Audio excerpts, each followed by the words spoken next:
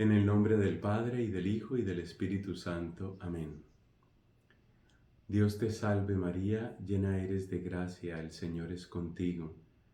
Bendita tú eres entre todas las mujeres, y bendito es el fruto de tu vientre, Jesús.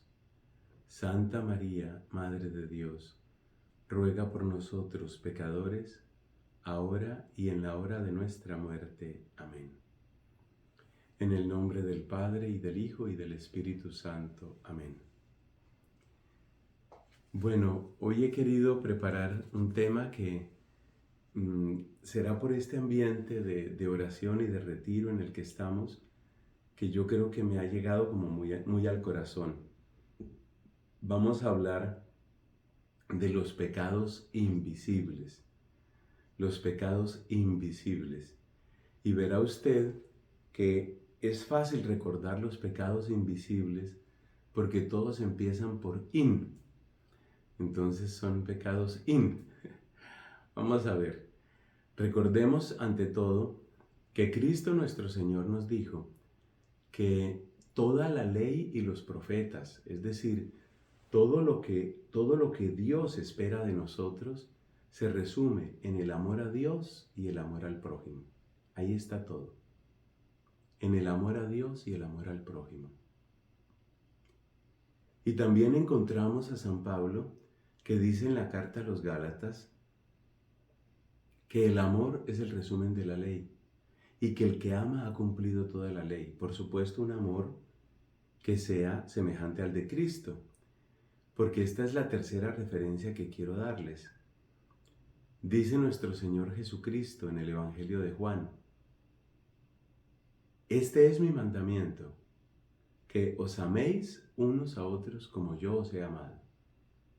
Ese fue el mandamiento que dejó Cristo nuestro Señor. Entonces nos damos cuenta que en el amor a Dios y al prójimo está todo. Si todavía hace falta otro pasaje bíblico, recordemos que una vez le preguntó un escriba, uno de estos maestros de la ley, le preguntó a Cristo: ¿cuál es el mandamiento más importante?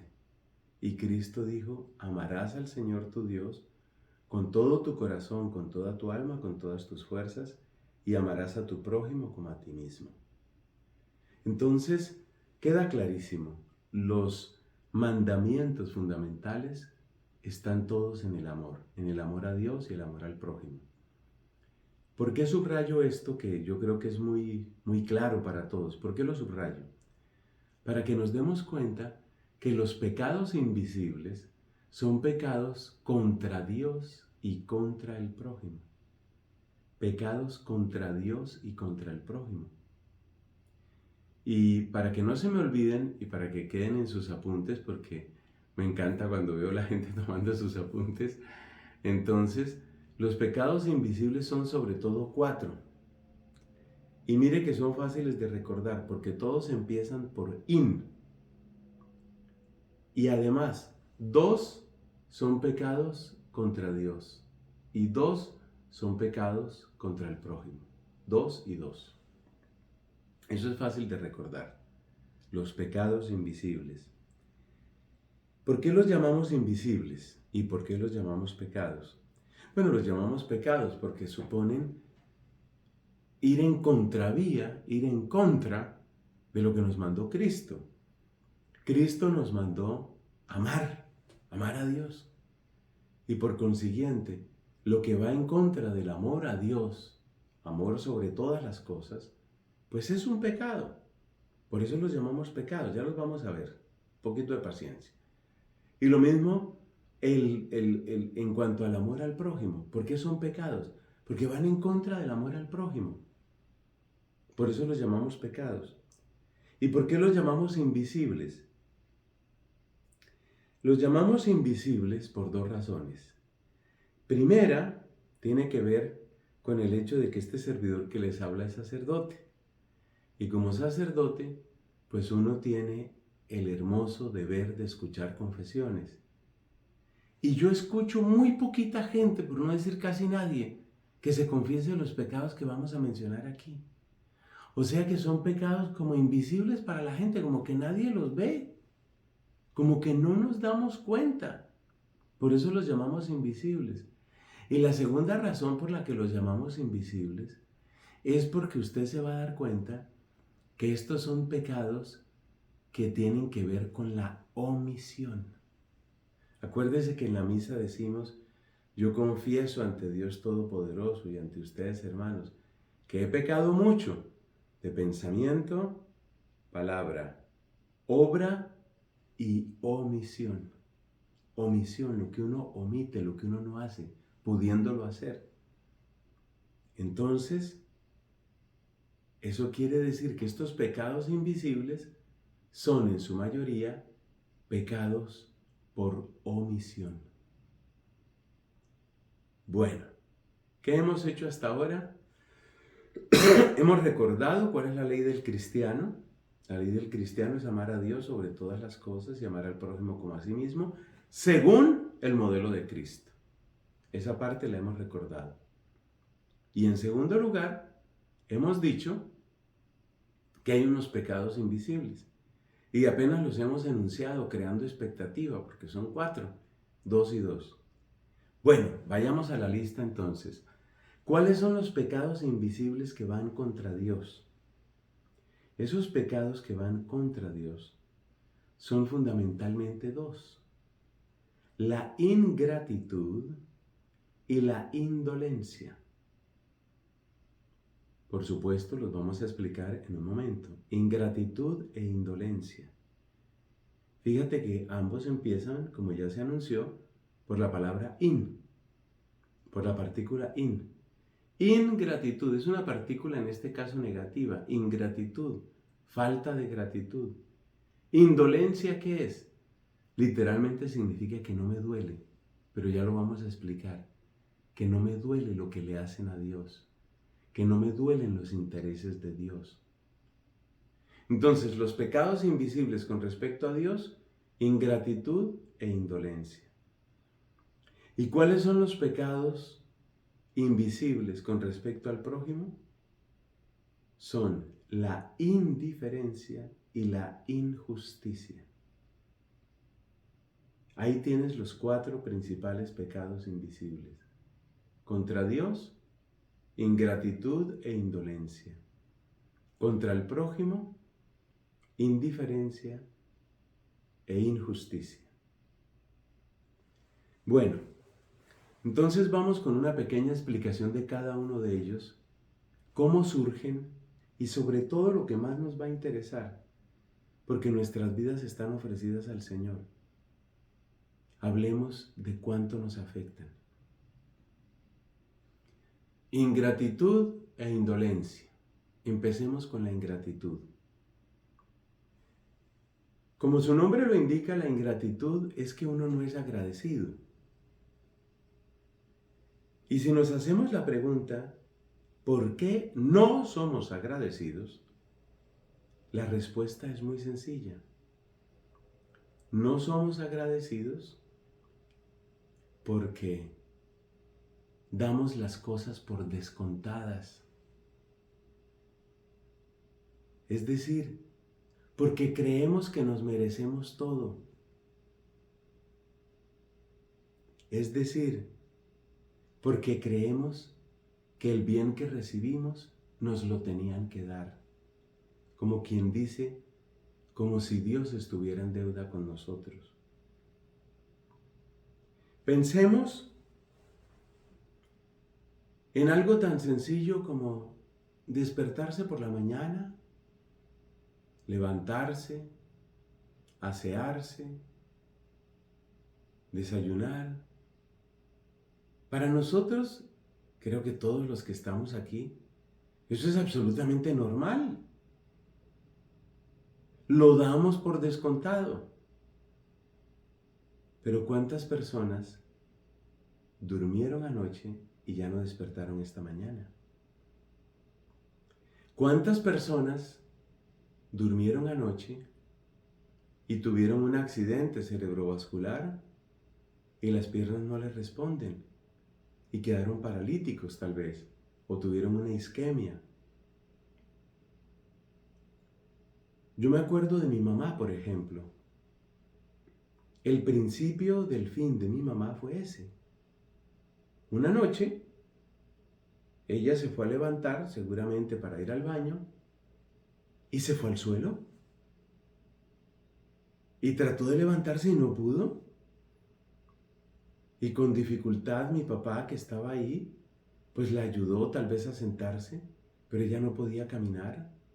Estaba medio inconsciente, ida, decía incoherencias.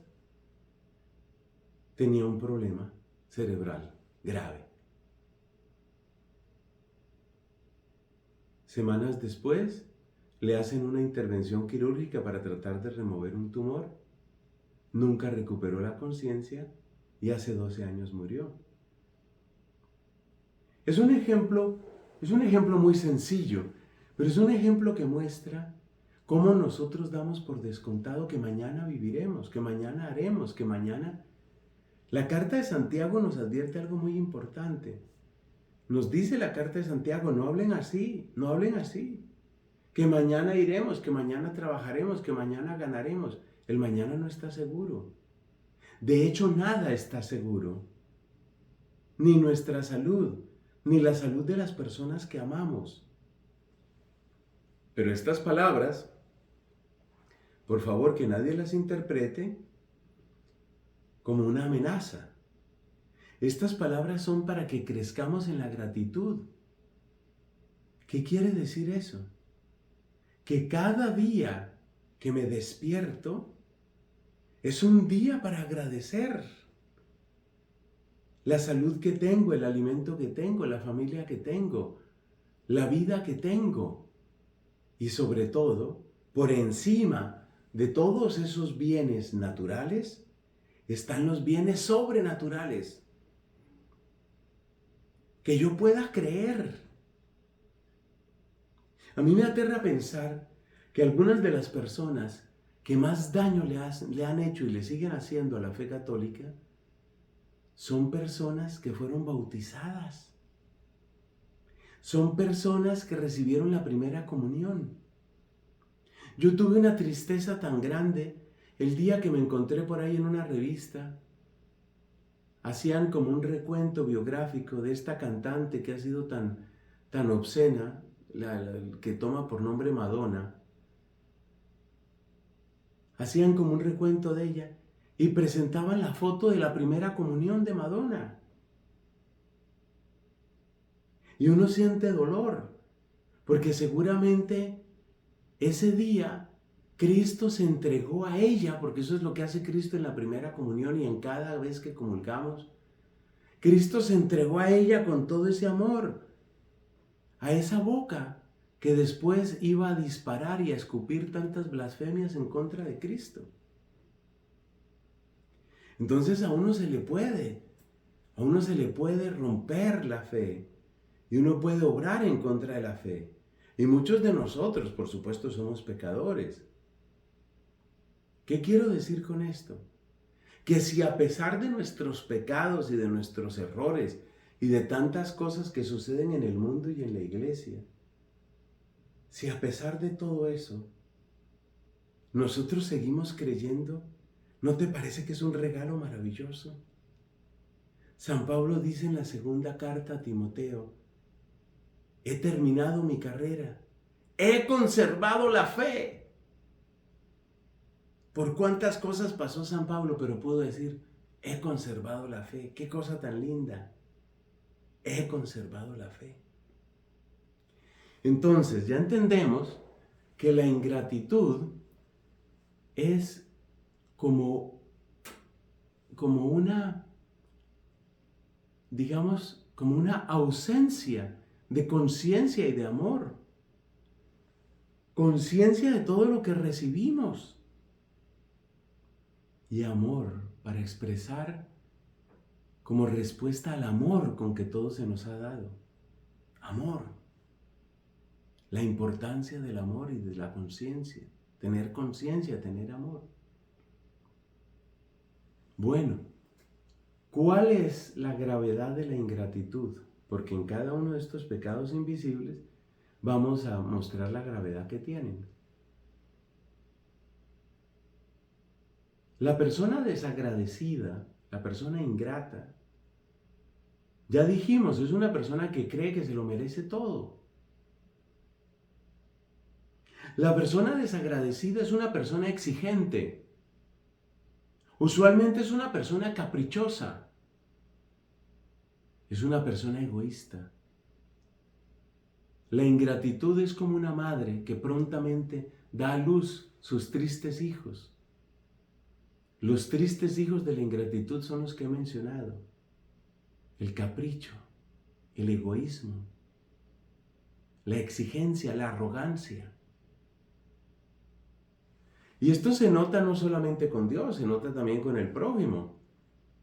Observemos, por ejemplo, cómo los hijos o las hijas que poco dan las gracias son los que más exigen.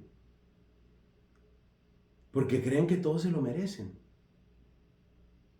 Entonces, es a exigir y es a reclamar.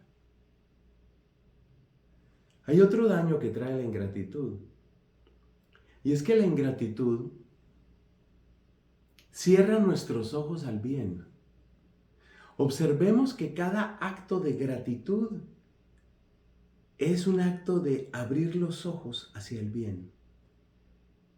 El bien de estar vivo, el bien de creer, el bien de tener salud, el bien de tener amigos, el bien de poder trabajar, el bien de poder compartir lo que tenemos y somos como cristianos.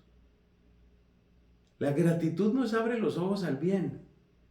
La ingratitud nos vuelve ciegos al bien. Y por eso la ingratitud pronto nos llena de tristeza, pronto nos llena de amargura. Esa es la obra de la ingratitud, la tristeza, la amargura. Y lo demás que he dicho, el egoísmo, por ejemplo. La persona que agradece es una persona que sonríe fácilmente, como expresión del bien que ha recibido. Es una persona que tiene tendencia a la alegría, que tiene tendencia a hacer el bien a otros, tiene tendencia a compartir porque vive en el universo del bien. La persona que vive en la gratitud vive en el universo del bien que es abundante.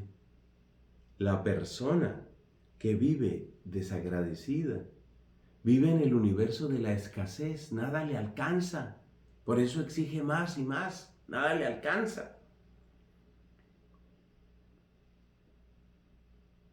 Pasemos al otro pecado invisible contra Dios, la indolencia. ¿Qué es la indolencia? Literalmente, indolencia quiere decir que no me duelen las cosas. Pero la indolencia, cuando se refiere a Dios, es como una distancia absurda que uno toma con respecto a los intereses de Dios.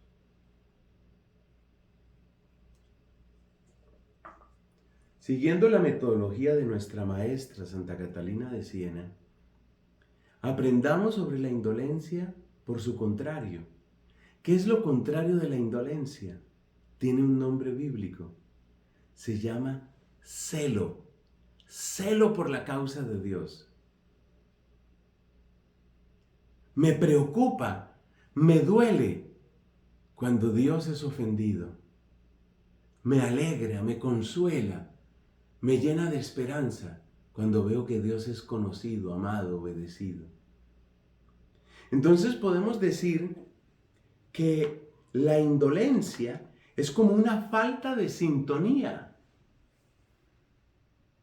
Cuando uno ama, uno tiene sintonía. Por eso nos preocupa lo que le sucede a la gente que amamos. Si una persona que es importante para nosotros, una persona que amamos, se enferma, eso nos preocupa. Si una persona, un amigo querido, se metió en un negocio, lo estafaron, nos duele, nos duele. ¿Cómo lamento que te haya pasado eso? Nos duele, dolencia. Entonces, ¿qué es la indolencia? Que no me duele. ¿Y no me duele por qué? Porque hay poquito amor.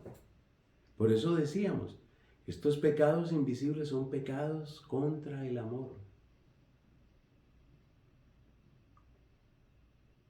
La persona que tiene celo por las cosas de Dios es una persona que siente por dentro el motor.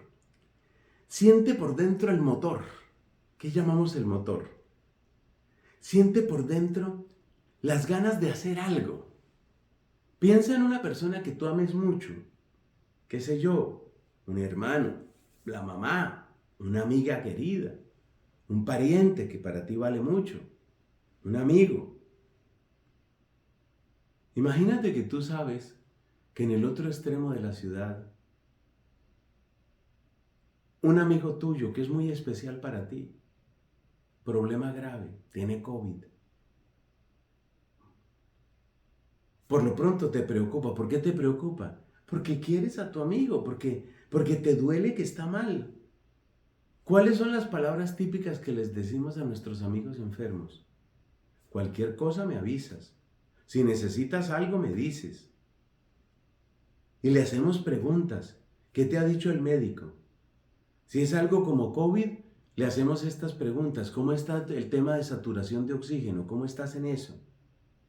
Hacemos preguntas, nos interesamos, nos involucramos, ojo con esa palabra, nos involucramos, que es una manera de decir nos comprometemos. ¿Cómo se nota la indolencia? La indolencia se nota en una pasividad, en una pereza, en una especie de lentitud, como una cámara lenta permanente. Todo lo de Dios es lento, lento. Que hay que convertirse, sí, claro, toca convertirse. Un día de estos me convierto. Que hay que hacer más oración, pues sí, sería bonito, ¿verdad? Que alguien haga, por favor, que alguien haga más oración. A ver, hagan más oración. El que se involucra, el que tiene celo por la causa de Dios, no dice que alguien haga, sino que hace. El que tiene celo por la causa de Dios, hace. Aquí hay que hacer algo. Soy un mediocre, yo no me puedo quedar así, tengo que hacer algo. Voy a hacer una buena confesión, voy a hacer un plan, voy a hacer un horario, voy a leer un libro que me ayude, algo que me exhorte, voy a hacer.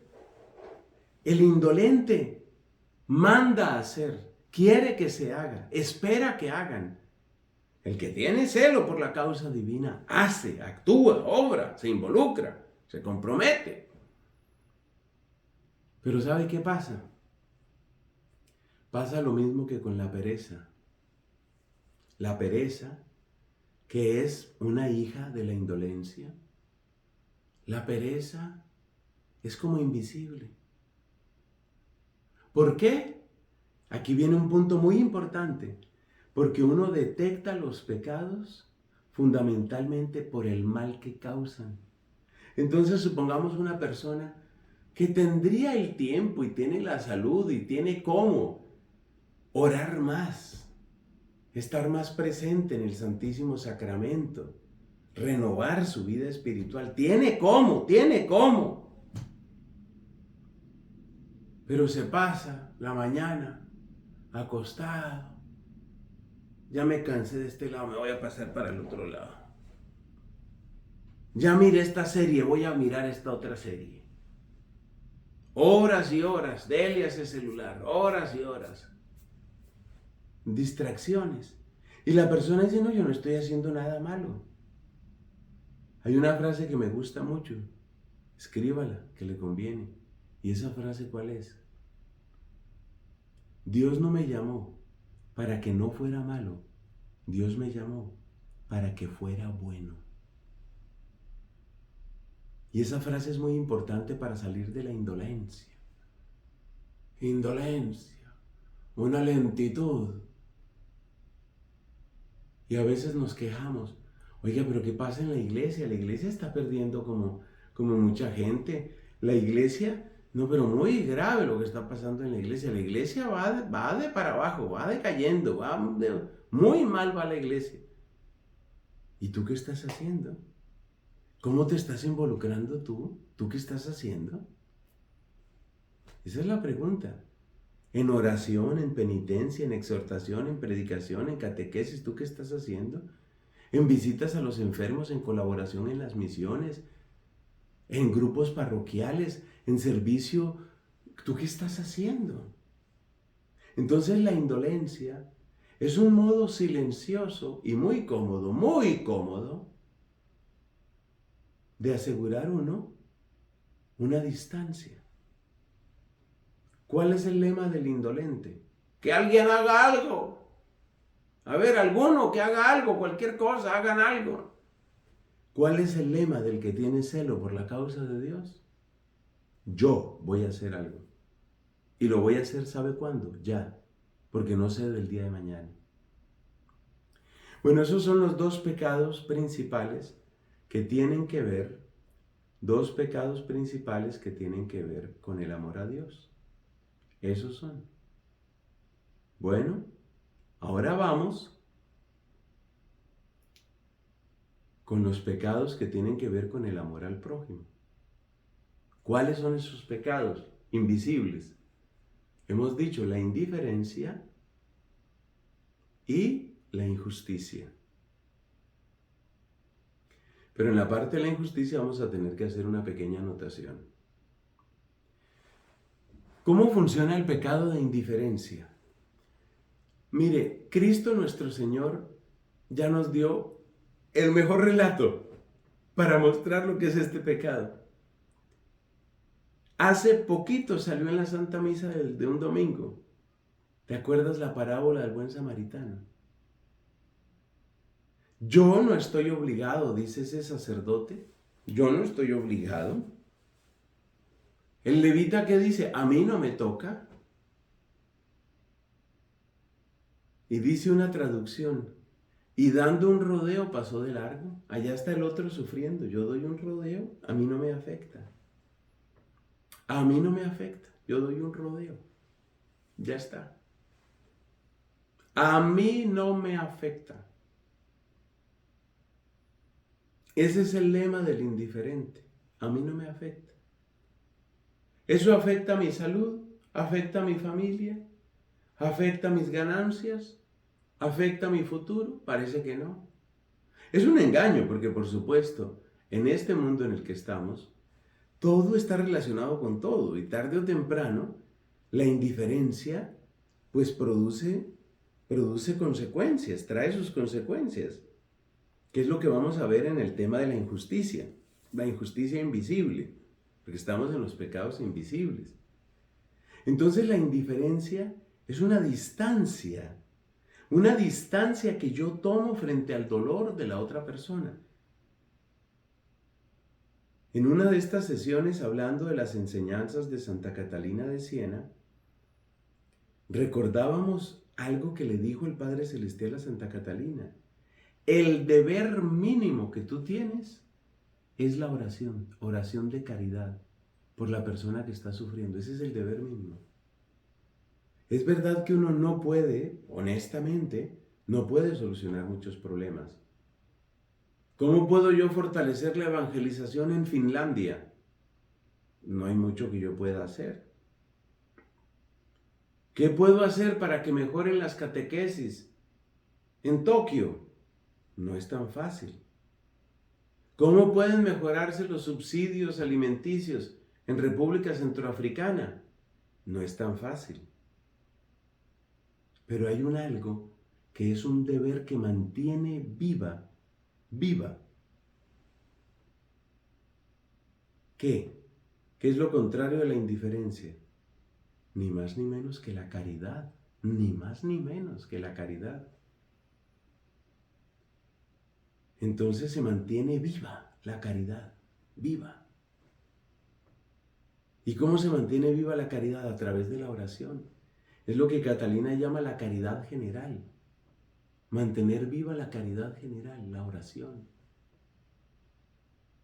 La oración hace que yo no caiga en la indiferencia, porque al recordar en la oración a los sacerdotes asesinados en Nigeria, al recordar en la oración los mártires coptos del Estado Islámico, al recordar en la oración los niños masacrados en Ucrania o los niños que mueren de hambre en Yemen, al recordar en la oración a todos estos que sufren tanto, la llama de la caridad permanece viva.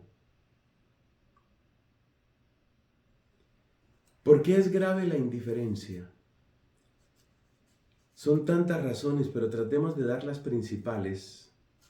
Hay 3 razones principales por las que la indiferencia es gravísima. La primera razón es que la indiferencia fomenta el egoísmo. Y el egoísmo es antesala de ese lugar espantoso que se llama el infierno, donde todos están infinitamente separados de todos, donde a nadie le importa a nadie. Podemos decir que el infierno es el lugar de la absoluta indiferencia y que cada paso que damos en la indiferencia acerca a la humanidad al infierno. Así de grave es. Primera razón entonces por la que la indiferencia es grave, porque produce egoísmo. Segundo, la indiferencia es grave porque prepara la violencia. Eso se nota muy bien en un país como Colombia, de donde ha nacido la guerrilla de la indiferencia, terribles situaciones sociales y económicas, y nadie responde, y nadie responde, y nadie responde. Y un día, un grupo de personas dicen, por supuesto, yo no digo que ese sea el mejor camino, pero un día un grupo de personas dicen, pues aquí nadie hace nada, nosotros vamos a secuestrar, y vamos a matar, y vamos a robar, y vamos a hacer lo que tenemos que hacer, porque este país o cambia o cambia. Entonces la indiferencia prepara la violencia.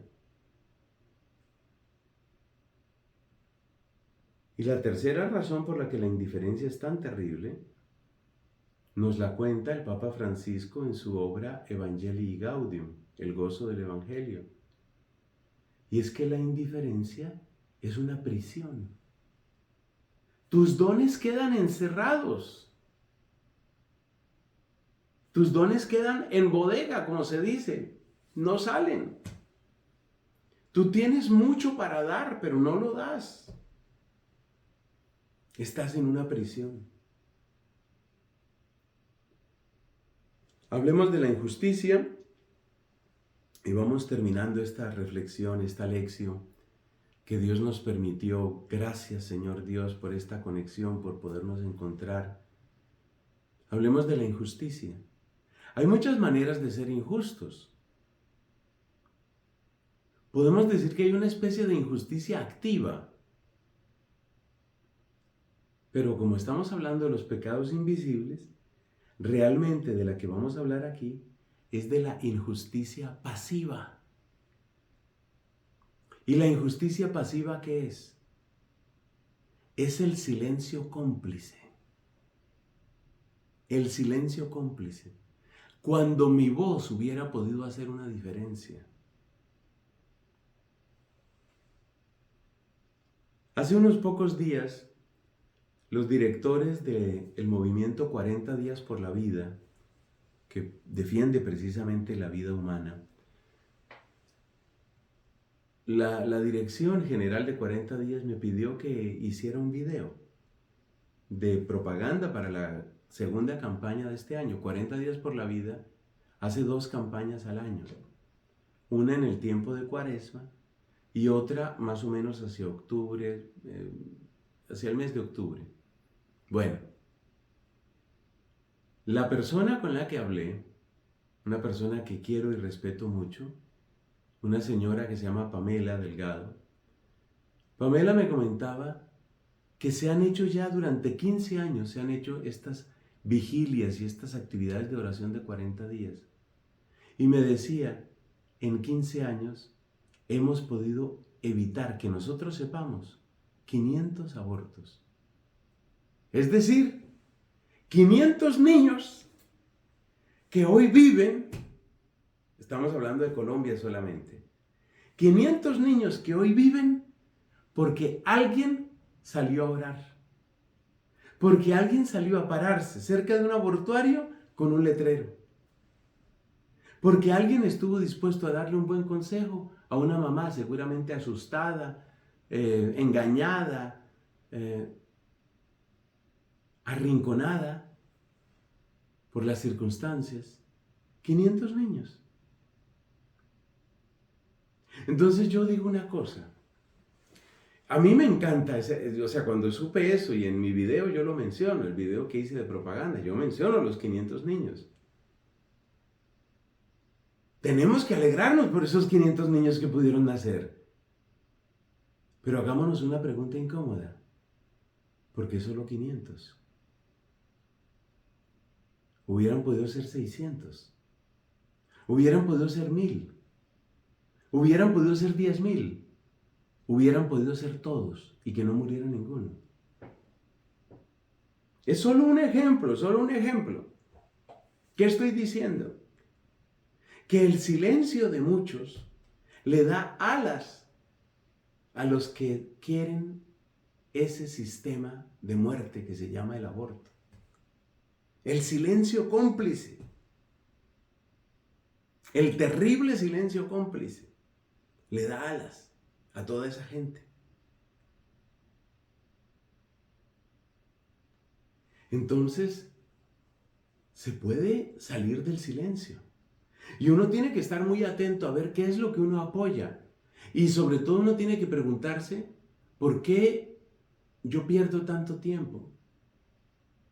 Yo podría apoyar otras cosas, no solo con esto del aborto, con muchas otras obras.